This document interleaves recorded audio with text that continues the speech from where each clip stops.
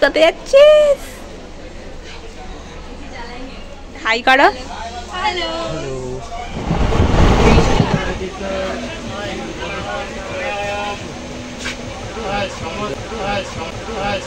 कैसा लगा मेरा मजाक? मत खा ओड़ी शाबाश। এটা তো अभी मजा आएगा ना भिड़ो।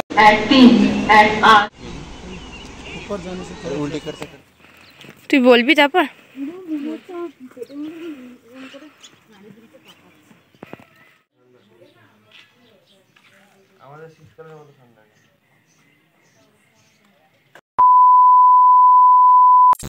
হ্যালো বন্ধুরা, তোমরা সবাই কেমন আছো? আমি তো বেশ ভালোই আছি। অনেকদিন পরেই তোমাদের সাথে লং ভিডিও শেয়ার করছি, আর এই লং ভিডিওটা একদমই অন্যরকম হতে চলেছে। সেটা নিশ্চয়ই তোমরা থাম্বনেল আর টাইটেল দেখে বুঝতেই পেরেছো। ভিডিওটা শুরু করলাম শিয়ালদা স্টেশন থেকে। দেখো খাচ্ছে, দেখেছো?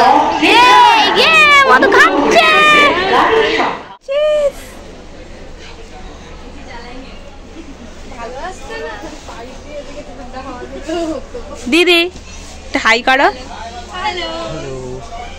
শিয়ালদহ স্টেশন থেকে আমাদের 12 নম্বরের ট্রেন দিয়েছিল, তো সেখানে আমরা উঠে বসে পড়েছিলাম লাগেজ নিয়ে। আর এখানে মধু আমাকে জিজ্ঞাসা করছিল যে কোথায় যাচ্ছিস, তো আমি বললাম কালিম্পং। খালি তোকে ডেকে চলে যাচ্ছি।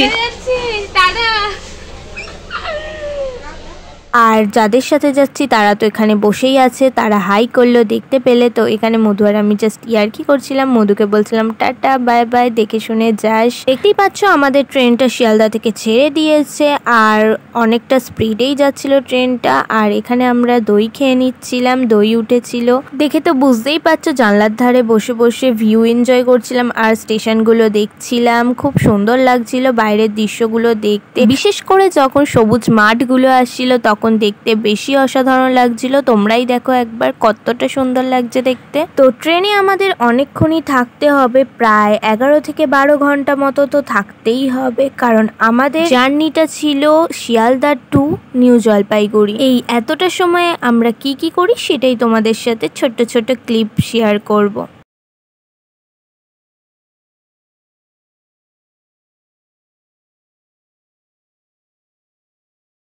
আর এইটুকু জার্নি করতে না করতেই দেখো মধু তো পুরো শুয়েই পড়েছে ব্যাগ ট্যাগ নিয়ে একেবারে খুব ভালো করে। যেহেতু ওর ফোনে ভিডিও করছিলাম তাই ও আমাকে বলছিল যে তুই পড়ে যা, বেরিয়ে যা, কিন্তু আমার ফোনটা ফেলিস না। তো এখানে তারপর আমরা সবাই মিলে একটু ঝালমুড়ি খাচ্ছিলাম, স্যার, স্নেহাদি, মধু, আমি, আরও সবাই ছিল। ওরা ওই পাশে ছিল যেহেতু সিট নাম্বারগুলো আলাদা।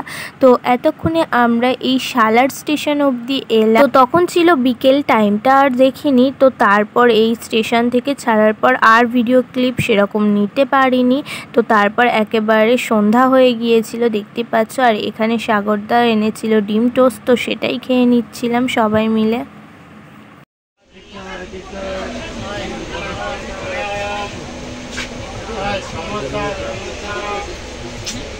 বাবু ও মাথাটা আমার যন্ত্রণা করে।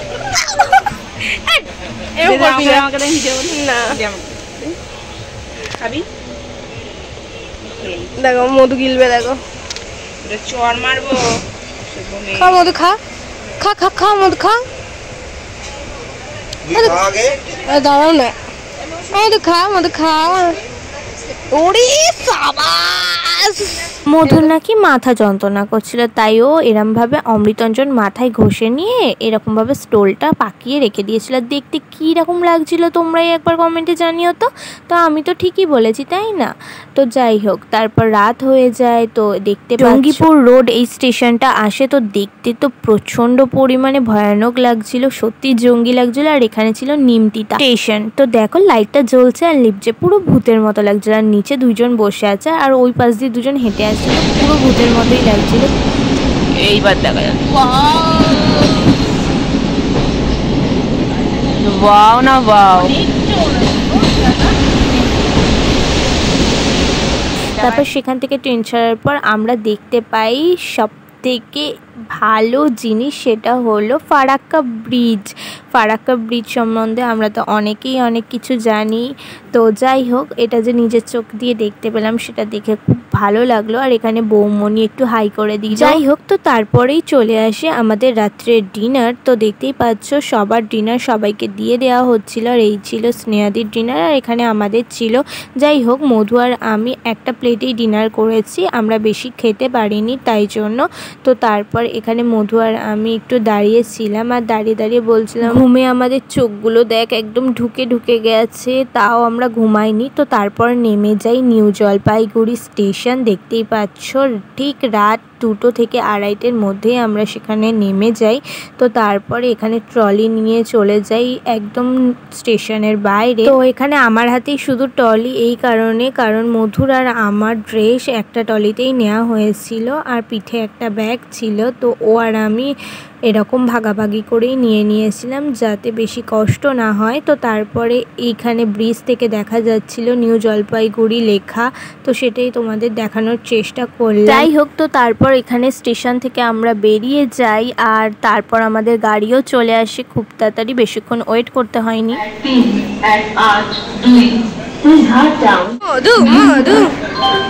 যেহেতু আমাদের গাড়ি আগে থেকেই বুক করা ছিল। ट्रैफिक जैम रहता है ना, रास्ता बन रहा है ना। अच्छा अच्छा, कंस्ट्रक्शन चल रहा है इसीलिए जाम बहुत है। अगर नहीं तो जाम अगर कम रहना स्टार्ट हो गया।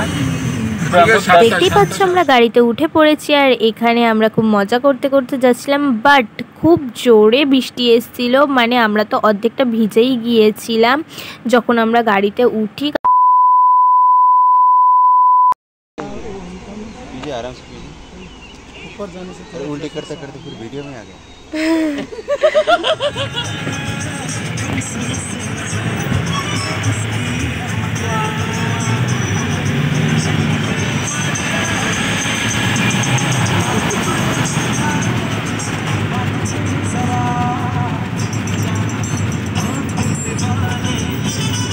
তারপর সত্যি বলতে আমরা ঘুমের দেশে চলে যাই, আর কোনো ভিডিও ক্লিপ নেওয়া হয় না কারণ সবাই রাত জাগা ক্লান্ত তাই। তো তারপরে ঘুম ভাঙে ঠিক এই জায়গাটা যেখান দিয়ে তিস্তা নদী বয়ে গেছে। তো দেখতে অসাধারণ লাগছিল, তোমরা একবার দেখো। 2000 years later. তো সেই জায়গায় আমাদের ঘুম ভাঙার কারণ ছিল, তাই জন্য ঘুমটা ভেঙেছিল, তাই ক্লিপ নিয়েছিলাম। তো যেহেতু প্রথমবার আমরা পাহাড়ে উঠছি, তো আমাদের শরীরটা ভীষণই খারাপ হয়ে গিয়েছিল। তো তারপরে আবার আমরা ঘুমিয়ে গিয়েছিলাম, আর একদম এইটা ইচ্ছেগাঁওয়ে যাওয়ার যে রাস্তাটা, সেখান থেকে আমাদের আবার ঘুমটা ভাঙে, যেহেতু রাস্তাটা অনেকটাই খারাপ ছিল। তো তোমরা দেখে নিশ্চয়ই বুঝতেই পেরেছো যে আমরা কালিম্পংয়ের ইচ্ছেগাঁওতে চলে এসেছি অলরেডি। তো এখানে আমরা এই রাস্তাটা দিয়ে যাচ্ছিলাম। তো দেখো রাস্তাটা কোথা দিয়ে যাচ্ছি, তো রাস্তাটা শুধু দেখো কতটা আঁকা বাঁকা আর কতটা খারাপ, কিন্তু তার মধ্যে দিয়েও যে গাড়িটা এত সুন্দরভাবে যাচ্ছে, আমাদের যে খুব ঝাঁকুনি ফিলটা সেটা একদমই হচ্ছিল না, বাট অল্প হচ্ছিল যেহেতু রাস্তাটা অনেকটাই খারাপ। তো বন্ধুরা, আমরা একদমই চলে এসেছি আমাদের মেইন লোকেশানে, যেখানে আমাদের আসার কথা। তো এরপর আমরা মেঘটাকে ছুঁতে পারবো সেটা ভেবে তো প্রচণ্ড ভালো লাগছিল। মধু আর আমি খুবই এক্সাইটেড ছিলাম এই জায়গাটায় আসার জন্য, বা আমাদের এই পাহাড় দেখার জন্য। কারণ কি, আমাদের সাথে আর যে সবাই রয়েছে তারা এর আগে এসছে পাহাড়ে, বাট মধুর আর আমার এটা ফার্স্ট টাইম। তো আমরা খুব এক্সাইটেড ছিলাম। আকাশের মেঘ, ক্যামেরা ফোনে জায়গা খুঁজে পাচ্ছি না কোথায় मातार गिल आप लोग को पैदल चलना। হাঁটতে হইব। মধু কেমন লাগলো বল? बात नहीं करेंगे जरा साइड दीजिए तो।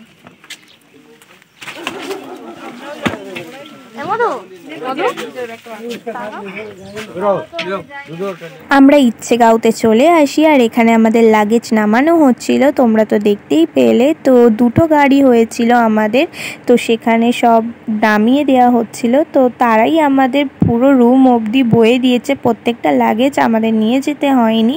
আর এখানে আমরা চলে যাচ্ছিলাম, যেহেতু আরেকটু ওপরে আমাদের ছিল হোটেলটা, তো একটু হেঁটে যেতে হতো। তো বেশিক্ষণের না, 5 মিনিট মিনিট তো হেঁটে তারপরে চলে গেলাম প্রকৃতির দৃশ্য দেখতে দেখতে।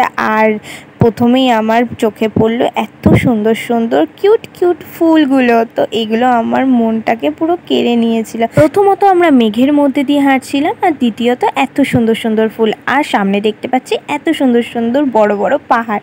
আর এখানে গোলাপ ফুলগুলো তো পুরো জঙ্গলের মতো হয়ে রয়েছে, তোমাদের কি বলবো। আর এক একটা গোলাপ ফুলের মাথায় কত কত গোলাপ ফুল, এই দেখো তোমরাই দেখো একবার কত কত গোলাপ ফুল হয়ে রয়েছে।